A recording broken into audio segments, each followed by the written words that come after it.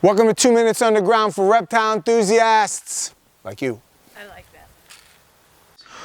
Okay, this is the inside enclosure area. So what we have here are what we call holdbacks. Our holdbacks are animals that we put aside. They had something that we liked about them that we decided we were going to raise up.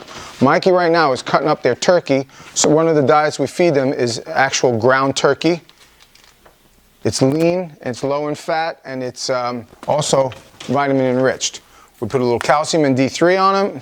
We use Exoterra brand because it was cheaper. And multivitamin, also by Exoterra. He's going to dust them richly with the food, copious amounts, as they say.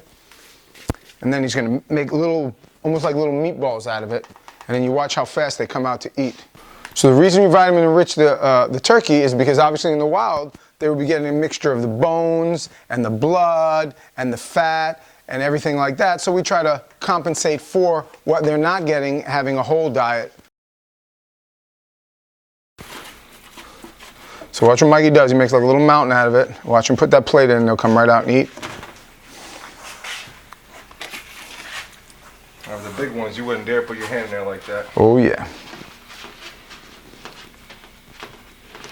That what you're looking at now, what's about to come out and eat, you see his tongue out there, he's opening his mouth. He's feeling a little bit of stress. He doesn't like people messing with him. He's about to come out, and he's what's called an ice tegu. That's our own line bred. What it is a father was a black and white tegu from Argentina, and their mother was an albino tegu, which was half blue and half red. So this is the first triple gene tegu. Babies from these will be absolutely stunning when we breed these back to each other because they have the ability to be albino with black and white as a visual, or albino with a red as a visual, or albino with blue as visual. All of them, when they come out albino, look completely different. Some people think albino means it's just white. It's not. It's devoid of black pigment, and when there's a void of black pigment in the animal, that means the eyes are going to be pink or purple, or even sometimes they'll be a yellowish color, and the skin, depending on what's visual, will also be the same. What you're looking at over there is what's called a red tegu, but those are het for silver. There's a type of tegu, type of red tegu called the anathoristic. See the one eating? Look at the one eating. He just came in.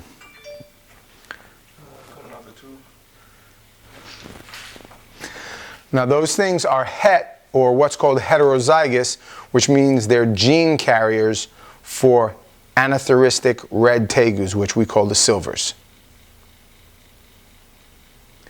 Now when you feed them live, or rats, mice, whatever it is you're feeding, when you feed them live, they come out and they swing it around, they savage it, they eat it like it's running away from them, because in the wild it is. However, when you're feeding them this frozen turkey, there's something intrinsically that they know that it's more like a carry-on. It's a dead carcass of some sort, because they don't seem to go crazy biting it and shaking it around and ripping pieces off it. They just come a little bit at a time and eat it almost gently.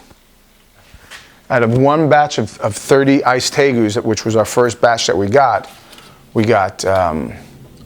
so many that grew faster. We have some of his brothers are already 2.5, 3 foot.